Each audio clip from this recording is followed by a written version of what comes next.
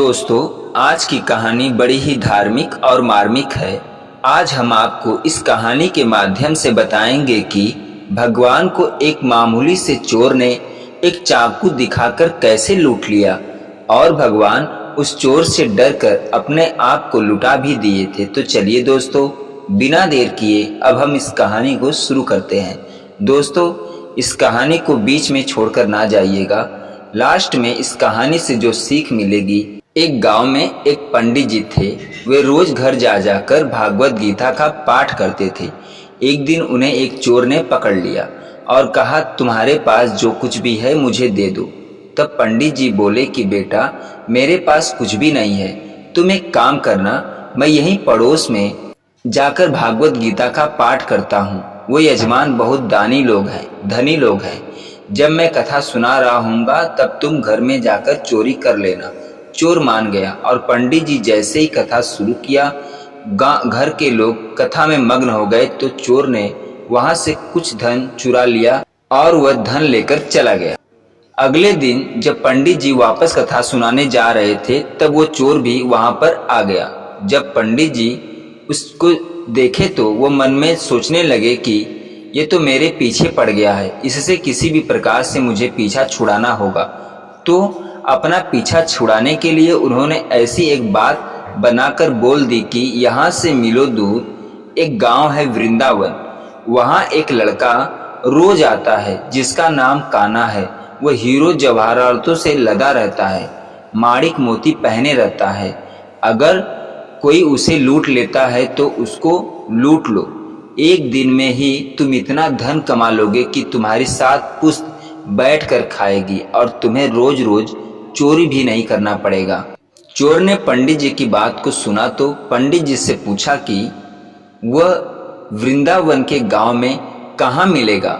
तो उन्होंने कहा कि जंगल के बीचों बीच एक पीपल का बड़ा सा पेड़ है, उसी के पास वह डेली आता है और उस पीपल के पेड़ के पास बहुत सी झाड़ियां हैं।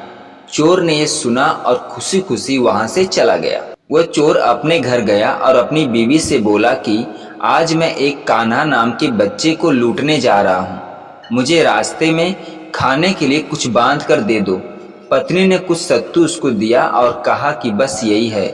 चोर वहां से ये संकल्प लेकर चला कि अब तो मैं उस कान्हा को लूट के ही आऊंगा और इतना घर में धन लाऊंगा कि फिर मुझे कभी चोरी करने के लिए दर दर भटकना नहीं पड़ेगा। ये बोलकर वो पैदल ही टूटे चप्पल में ही वहां से चल पड़ा। रास्ते में जब वह जा रहा था तो बार बार बोल रहा था कि कान्हा कैसा दिखता होगा, कान्हा कितना बड़ा होगा, कान्हा को कैसे धमकी दूंगा। बार बार कान्हा का नाम ले रहा था। कान्हा आएगा ना, कान्हा कब तक आएगा, कान्हा आएगा ना, कान्हा कब तक आएगा। कहीं मेरे आने से पहले आकर कान्हा चला ना जाए, कहीं मुझे देर ना हो जाए। रास्ते में कान्हा का नाम लेते हुए वो अगले दिन शाम को वहां पहुंच गया जिस जगह पर पंडित जी बताए थे। अब वह वहां पहुंचकर उसने सोचा कि अगर मैं यहीं सामने खड़ा हो गया तो बच्चा मुझे देखकर डर जाएगा और भाग जाएगा, तो मेरा यहाँ आना बेकार हो जाएगा। इसलिए उसने सोचा क्यों ना पास वाली झाड़ियों में ही छुप जाऊं। वो जैसे ही झाड़ियों में घुसा, झाड़ियों में बहुत सारे नुकीले कांटे थे। झाड़ियों के कांटे उसे चुभने लगे। उस समय उसके मुंह से एक ही आवाज आई, कान्हा कान्हा। उसका शरीर लहूलुहान हो गया पर मुंह से सिर्फ यही निकला, कान्हा आ जाओ, कान्हा आ जाओ, कान्हा आ जाओ। अपने भक्त की ऐसी दशा देख के कान्हा जी चल पड़े। तभी रुक्मणी जी बोली कि प्रभु कहाँ जा रहे हो, वो आपको लूट लेगा। रुक्मणी की बातों को सुनकर प्रभु पहले मुस्कुराए और फिर बोले कि अपने ऐसे भक्तों के लिए तो मैं लूट जाना तो क्या, मिट जाना भी पसंद करता हूँ।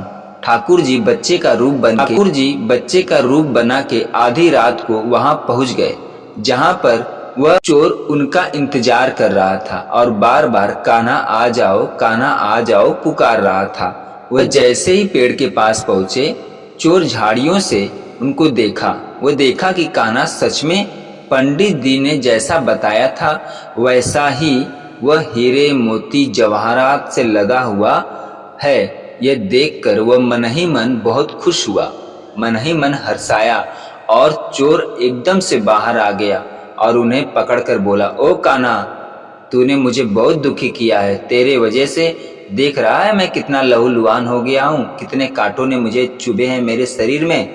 यह बोलकर उसने अपने जेब से एक बड़ी सी चाकू निकाली और फिर चाकू दिखाते हुए बोला, ये चाकू देख रहा है ना कान्हा, अब चुपचाप अपने सारे गहने मुझे दे दे।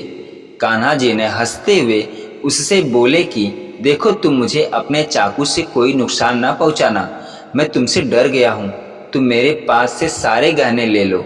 कान्हा ने अपने सारे गहने दे दिए, खुद को लुटा दिए और चोर हंसता हंसता हंसी खुशी से वहां से चला गया। भगवान उसे देखते रह गए। चोर हंसी खुशी अगले दिन अपने गांव में वापस पहुंचा। सबसे पहले उसी जगह गया जहां पर पंडित जी कथा सुना रहे थे। जितने भी गहने वो चोरी करके लाया था, उनका आधा उसने पंडित जी के चरणों में रख दिया। तब पंडित जी ने पूछा कि ये क्या है? तब उसने कहा कि आपने ही मुझे उस कान्हा का पता दिया था, मैं उसको लूट के आया हूँ और ये आपका हिस्सा है। पंडित जी ने सुना तो यकीन ही नहीं हुआ। वो बोले कि मैं इतने सालों से पंडिताई कर रहा हूँ, वो मुझे आज तक नहीं मिले, तुझ जैसे पापी को कान्हा कैसे मिल सकते हैं? चोर ने कहा कि मुझे जिसकी कसम खिलाना है खिला लो, मैं सच कह रहा हूँ कान्हा, तुम यकीन करो या ना करो, कान्हा सच में वहां पर आया था और मैंने उसे लूटा है। और यही नहीं, मैंने उसके शरीर से जितने भी गहने थे सब लूट लिए और वो डर के मारे मुझे दे भी दिया, मुझे ज्यादा कुछ करना भी नहीं पड़ा। चोर के बार बार कहने पर पंडित जी बोले कि चल, मैं भी चलता हूँ तेरे साथ वहां पर, मुझे भी दिखा कि कान्हा कैसा दिखता है। और वो दोनों चल दिए। चोर ने पंडित जी को कहा कि आओ मेरे साथ, यहाँ पे छुप जाओ।